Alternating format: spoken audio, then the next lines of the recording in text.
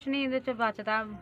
ਬਸ ਐਵੇਂ ਤਮਾ ਹੀ ਹੈ ਘਰ ਦਾ। ਚਲੋ ਬੱਚਿਆਂ ਦੀ ਕੋਈ ਕਾਪੀ ਪਿਲਸਨ ਆ ਜਾਂਦੀ, ਕੋਈ ਘਰ ਦੀ ਹਾਂਡੀ ਹੁੰਡੀ ਪੱਕ ਜਾਂਦੀ, ਗੁਜ਼ਾਰਾ ਹੀ ਇਹ ਕਰਨਾ। ਪਰ ਬੇਟੀਆਂ ਨੇ ਤੇ ਵੱਡੇ ਆਪਰੇਸ਼ਨ ਨਾਲ ਹੋਈਆਂ ਨੇ ਮੇਰੀਆਂ, ਤੇ ਮੈਨੂੰ ਹਰਨੀਆਂ ਨੇ, ਬਵਾਸੀਰ ਹੈ। 4 ਸਾਲ ਹੋ ਗਏ ਨੇ। ਮੇਰੀ ਬੇਟੀ ਆ ਹੋਈ ਹੈ ਨਾ ਛੋਟੀ, ਤੇ ਉਦੋਂ ਦੀਆਂ ਮੈਨੂੰ ਹਰਨੀਆਂ ਨੇ, ਤੇ ਸਾਲ ਹੋ ਗਿਆ ਮੈਨੂੰ ਬਵਾਸੀਰ ਨੂੰ। ਤੇ ਮੇਰਾ ਬੰਦਾ ਵੀ ਜਿਹੜਾ ਉਹ ਲੱਕ ਦੀ ਬਿਮਾਰ ਹੈ, ਲੱਕ ਦਰਦ ਹੁੰਦਾ ਕਰਦਾ, ਉਹ ਵੀ ਮਜ਼ਦੂਰੀ ਕਰਦਾ ਹੈ, ਤੇ ਘਰ ਦਾ ਖਰਚਾ ਨਹੀਂ ਚੱਲਦਾ ਪਿਆ ਸਾਡਾ। ਅਸਾਂ ਤਾਰੇ ਮੋਤੀ ਲਾ ਕੇ ਵੀ ਗੁਜ਼ਾਰਾ ਮਾੜਾ ਚੰਗਾ ਵਿੱਚੋਂ ਕਰ ਲਈਦਾ।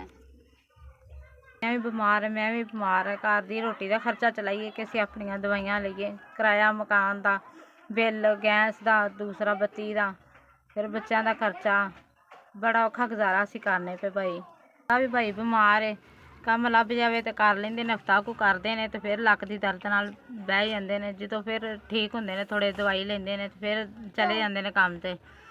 ਫਿਰ ਉਧਾਰ ਲੈ ਲਿਆ ਜਾਓ ਤਾਂ 2 ਦਿਹਾੜੀਆਂ ਲਾਈਆਂ, ਉਹਦਾ ਦੁਕਾਨਾਂ ਵਾਲੇ ਵੀ ਨਹੀਂ ਦਿੰਦੇ ਸੌਦਾ, ਵੀ ਤੁਸੀਂ ਸਾਡੇ ਪੈਸੇ ਨਹੀਂ ਦਿੰਦੇ, ਦੁਕਾਨਾਂ ਵਾਲੇ ਵੀ ਨਹੀਂ ਦਿੰਦੇ, ਤੇ ਬੜਾ ਔਖਾ ਗੁਜ਼ਾਰਾ ਸਾਡਾ ਹੁੰਦਾ ਪਿਆ।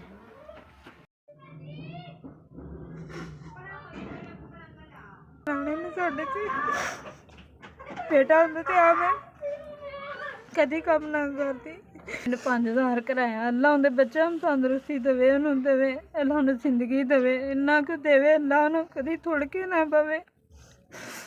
4 ਬੇਟੀਆਂ ਨੇ, ਇੱਕ ਵੀ ਬੇਟਾ ਹੁੰਦਾ ਸਾਡੀਆਂ ਸਾਰੀਆਂ ਖਵਾਇਸ਼ਾਂ ਪੂਰੀਆਂ ਕਰਦਾ, ਮੇਰੀਆਂ ਬੱਚੀਆਂ ਦੇ ਸਿਰ ਤੇ ਹੱਥ ਰੱਖਦਾ।